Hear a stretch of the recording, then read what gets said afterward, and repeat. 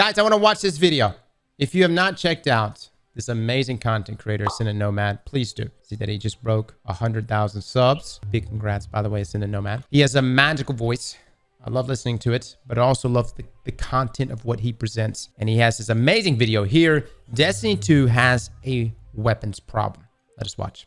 Since Beyond Light, there has been 340 unique weapons released in Destiny 2, and almost none of them really matter. Between the uninteresting looking reskins, the reprisal of old weapons with modern twists, and the fact that build crafting around never-ending abilities is just genuinely way more fun, is it any wonder that people are just sort of done with weapons right now? I've spent the last 2 years reviewing weapons in Destiny 2, and I've seen firsthand how the tone of all of your comments under my videos has shifted. It's gone from, damn, I can't wait to give this a try, to, damn, did Bungie pay you to like this weapon? What's happened in the last couple of years to make people feel this way? Well, I've given it some serious. It's funny because someone genuinely asked us yesterday after we reviewed Heart's Story if Bungie was paying us. And it wasn't a troll question. It was a legitimate question, as if we would get paid to do such a thing, right? Promote weapons for real. Serious thought, and I think it comes down to 4 main factors that are all doing their bit to amplify the apathy surrounding weapons. I've got good reason to believe that Destiny 2 has a serious weapons problem, and after this, you will too. You'll feel it whether you're on controller, mouse and keyboard, or even something more exotic like this video's sponsor, the ROG Ally. This is still a very important ad, all right? I don't want to take away from this, and whatever link Nomad has here, you definitely want to use if you happen to be getting this device. With that being said, though, we're going to move to right here. The first issue is the crux of it all. There's just far too many weapons now in Destiny 2, and most of them don't do much for anyone. Accounting for reissues, reprisals, and totally new weapons and exotics, 340 unique weapons have been added to the game since sunsetting was introduced for Beyond Light, and the overwhelming majority of the new additions, including raid weapons, have been largely forgettable. In any given season, here's what you get. 2 new unique exotics, one from the season pass, which tends to be okay, and one from the new dungeon or raid, which tends to be good, but niche. 5 to 6 new seasonal weapons that can occasionally surprise, but are usually quite forgettable. 5 to 6 dungeon or raid weapons which have unique perks, competitive stats, and interesting perk pools. 5 to 6 new or returning world drops, most of which served as alternatives to better weapons. 1 average to above average ritual weapon. 3 playlist weapons that roll with 12 perks each and are very perk dependent. 1 to 2 holiday event weapons that are usually just bad. 2 trials weapons rotations and their except for Horror Story. It's genuinely good this year, guys, for real. Adepts, 6 Nightfall weapon rotations and their adepts, and 1 competitive weapon every 2 seasons. That works out to be roughly 30 guns a season, or 120 a year. Most of these are reissues, seasonal, and world drops that vary wildly in quality. With the game having to satisfy free-to-play and paid players, rewards have to be made proportional to the difficulty and accessibility.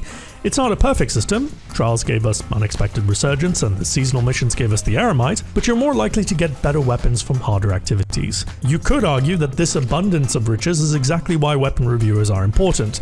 They're needed to sort the shite out from the good stuff. But as a weapon reviewer, you can figure this out by participating in the next problem for yourself, actually playing the game. For all seasonal activities and destinations except for Neomuna, your gun choice really doesn't matter. You're going to be able to kill everything pretty quickly with negligible time difference. On Neomuna, where you're locked to 15 power levels under, the difference in DPS per archetype is a lot more pronounced and easier to feel. In normal raids and dungeons, killing enemies usually isn't the problem. Nothing feels genuinely tanky or difficult outside of bosses.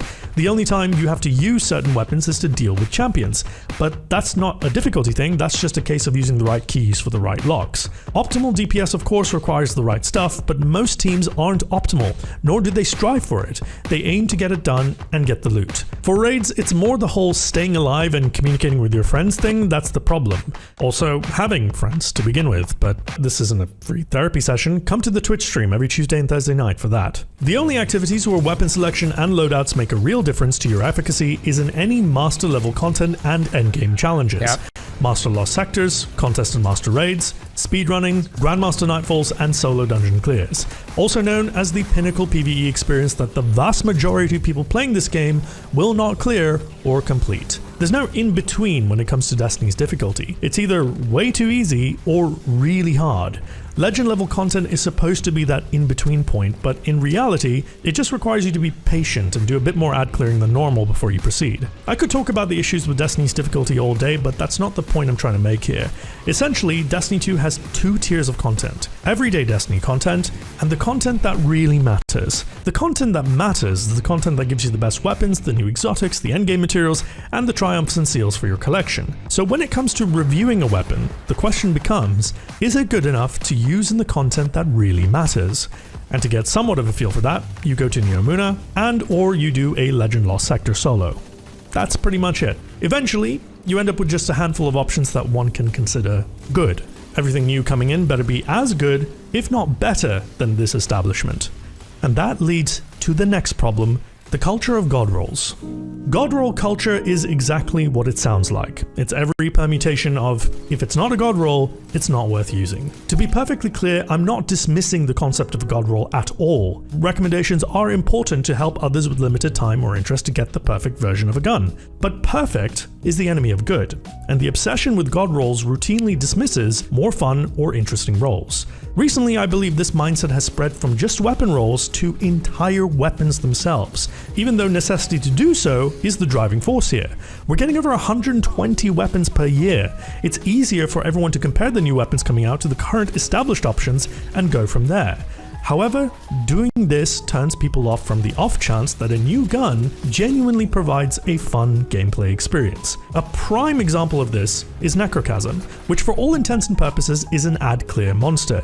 You get a precision kill with the weapon, the target explodes, and that explosion can cause a chain reaction. It's a really fun and satisfying gameplay loop, which has very little downside when you factor in that auto rifles are some of the better primaries at the moment. Yet when I pointed this out in my review, the most common response was that Osteo can do what Necrochasm can do with half the effort.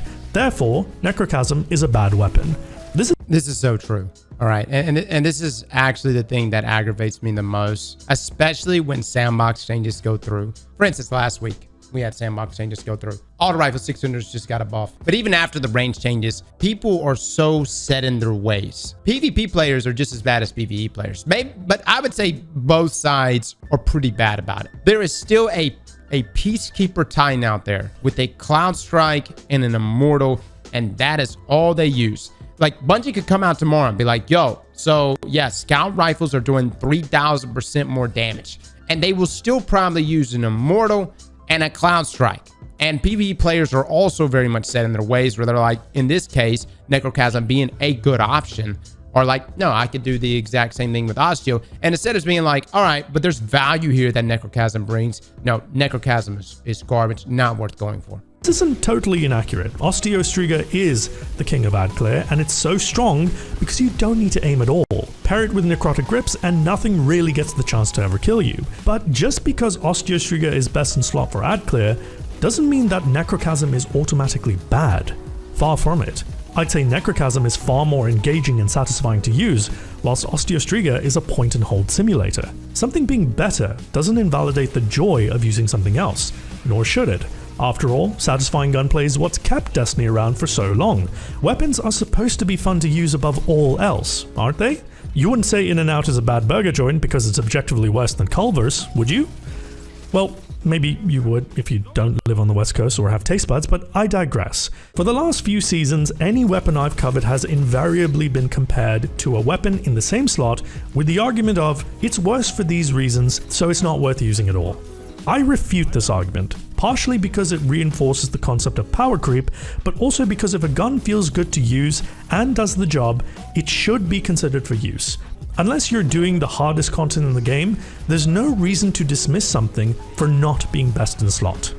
Maybe I'm being dramatic, but from my perspective as a weapons reviewer, it does seem like the joy of loving weapons and shooting weapons is being lost to the wider audience. But at the same time, I don't blame them. I don't blame anyone for feeling this way, because the game is reinforcing a reality where your weapons don't matter.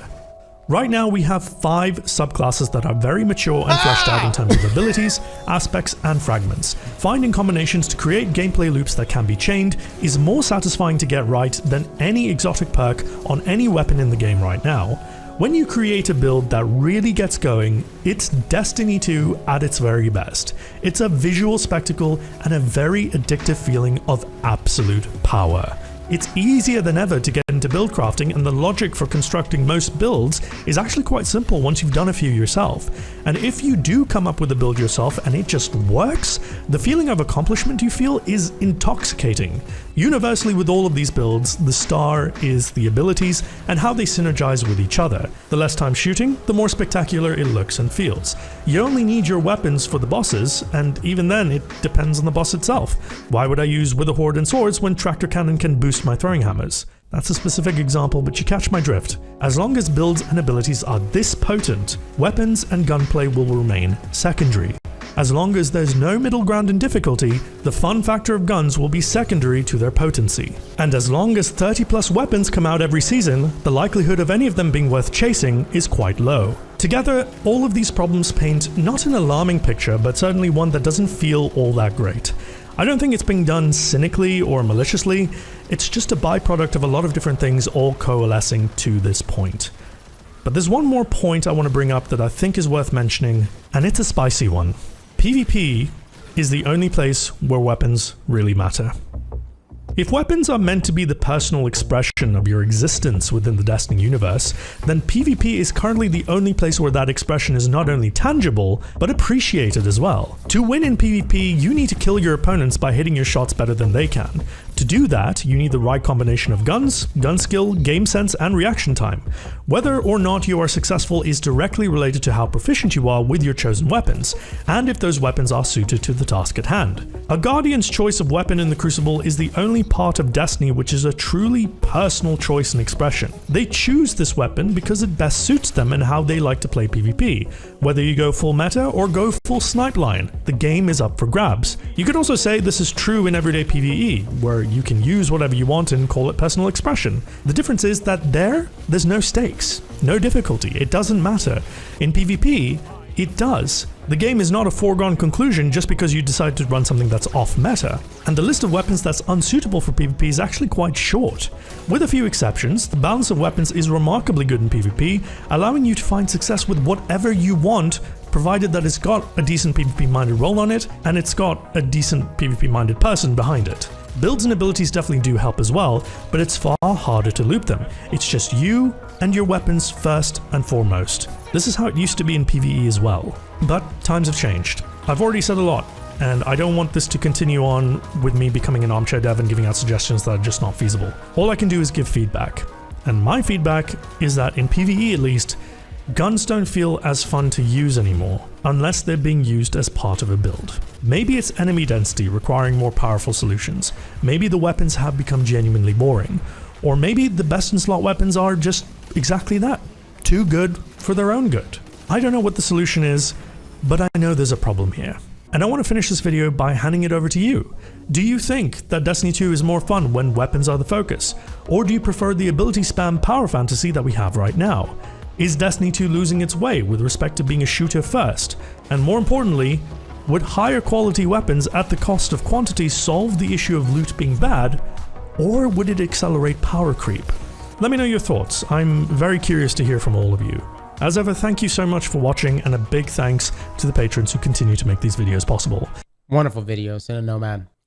Let me touch on this, and yes, I know my face is gone right now, but I would argue and say the biggest contributing factor to why weapons don't matter as much in PvE. Like, as long as I have a 1-2 punch shotgun and Syntheseps on Strand this season with Banner of War, it doesn't matter. Like, it really, I don't care what my weapon is. As long as I'm like concerned, like with art, like whatever champions I'm dealing with, like that's the only weapon I use. But outside of that, guys, it's just ability spam. I'm just going to sit there and just take advantage of my abilities. And whether that's, you know, Sunbracers, whether that's Geomags and their update this past season, or Sunstar. I mean, there's so many different loops in the game that you could do with your abilities that feels amazing. We love builds. A lot of our builds now are very much centered around our ability loops, you know, either being continuous or making those ability loops more potent.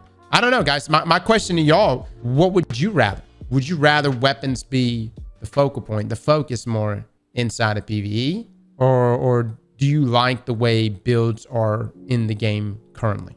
It's a tough question because I think some of us love when we have that, when you shoot sunshot and you watch explosions occur all around you and you see the power fantasy there. At the same time, you're running around with a bonk hammer and you're just bonking everything to death. I do think that we have a pretty good sandbox in which both serve a purpose. Exotics in some case do feel exotic. Raids and Grandmasters both bring those out. I'm able to use, for instance, our Strand build and Grandmaster Nightfall. But, there's some cases where I'm lying. It's useful everywhere. It shits on bosses. I was going to say that I would have to use a weapon against a boss, but I'm lying right now because I don't want it to get nerfed. You see where I'm coming from, though? I love the builds in Destiny. It's a power fantasy that I don't want to lose, personally. But, when you think of power fantasies, I think the power fantasy has been shifted more into our subclasses. Whereas before, it was like, the power fantasy at one time was Warmind Cells. I mean, Warmind Cells was it, dude.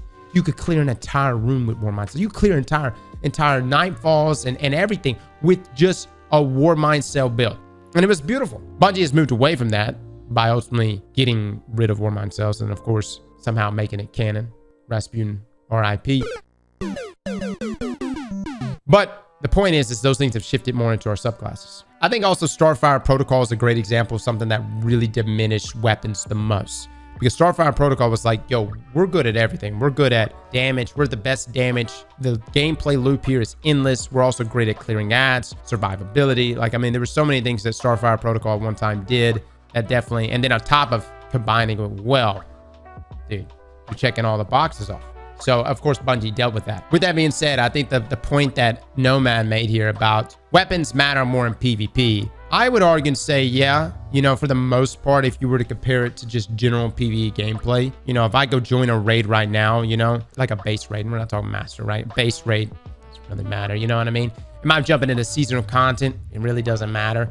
And especially if you're rocking like a half decent build, it definitely doesn't matter. But in PvP, you definitely know very quickly whether or not your weapon's going to hang, because when you get shit on and somebody's putting their nuts in your face over and over, you're getting immediate feedback that, oh, maybe this weapon is ass. And then I guess the flowchart that would be, well, maybe I'm ass. But that's something we don't want to accept. So we therefore would choose another weapon to see whether or not that's the case. But then, it's amazing when you arrive at a weapon. Some of the best feelings in Destiny is when you arrive at a weapon that feels amazing, right? Feels good to shoot. And it shits on people, and you're the only person that knows about it. Now, obviously, that doesn't happen. And if it does happen, it doesn't happen for long. I would say Nation and Beast is one of those hand cannons that's often overlooked, and I think it's a fantastic hand cannon here. And I've often jumped on and been like, yo, it's one of my favorite hand cannons in the game. But for whatever reason, when people talk about the hand cannon meta, no one talks about this hand cannon. Everyone completely overlooks it. And in some ways, I love that. Because it's like, I love taking this hand cannon with the right roll in there and doing well with it. And so I have that feeling of, wow, I discovered this, right? And that's something that you guys can feel too. Igneous or get the fuck on. See where I'm coming from? See, that's the mindset. I understand that mindset, and I even appreciate it because it is those people that I do everything in my power to get on. I will go out of my way. I see someone that's just hugging the nuts of the meta. It's my moral obligation to get on you. But back to the conversation here with Ascendant Nomad. The question comes up, should weapons be the focus, especially in things like PvE? Should we have less weapons, but more potent weapons? And now you're running into a scenario of pinnacle weapons. Bungie made some extremely hot weapons. Not Forgotten, Luna's Howl, Recluse, Mountaintop, 21% Delirium. About a year afterward, Bungie was like, holy shit, we've made some extremely potent legendary weapons. A lot of people said they should have just turned them into exotics and called it GG, but they had some very potent pinnacles that they felt like diminish the desire for any other legendary. And I would agree with that. Well, why would I want a Survivor's Epitaph when I had at one time when Luna's Howl and Not Forgotten were 180s? Why would I ever use that other hand cannon? I wouldn't. Obviously, I would just use Not Forgotten or Luna's Howl. Why would I use Funnel Web if I had a pre-nerfed Recluse with Master of Arms? Why would I use any grenade launcher other than maybe Forbearance inside of PvE? But dude, there's just no way in hell at mountaintops like Rain, I would ever use anything but mountaintop. The power fantasy in PvP was fantastic, but in terms of weapon diversity, I would say it wasn't the worst but it was up there. Now, though, I would say that, yes, you do have those people still rocking Immortal. You do have those people still hugging their Cloud Strikes and are still very effective with those weapons. But we do have other options that can compete. With that being said, I think Bungie knows that this is a problem. Because if you remember, their quote back during the Final Shape reveal was that they want to make the Final Shape about weapons again. What does that really mean? Are you going to make weapons more potent inside of PvE where people are going to break away from their builds and lean more heavily on their weapons? Are there just going to be, is this a quantity thing that they think is the issue? Are they just going to just flood us with weapons? But in this case, you see right here that flooding us with weapons is not the answer either. Now, I think at this point, why I collect weapons is A, my favorite thing to do. B, you never know what's going to be meta. You really don't. And nothing feels better than having something in your vault that turns out to be meta. And it's because by luck, foresight, you kept that thing. Now I know I'm sitting at a vault of 570. Wow, I've got 30 spaces now. Oh, wow, that's pretty good. Anyways, my vault is constantly full. And honestly, I would want it to be full. I would love 2,000 vault space. I think that should be what Bungie does next. This is not aiding the problem right here. This is not aiding what Ascendant Nomad is saying, right? I just mean from a personally, I wish I had 2,000 vault space. Maybe even unlimited. I want to keep everything. I want to keep it all. There's so many things I want to keep. So many interesting combinations that you never know, something could become potent tomorrow. I want to have it ready. Slap that like button like your mama told you right.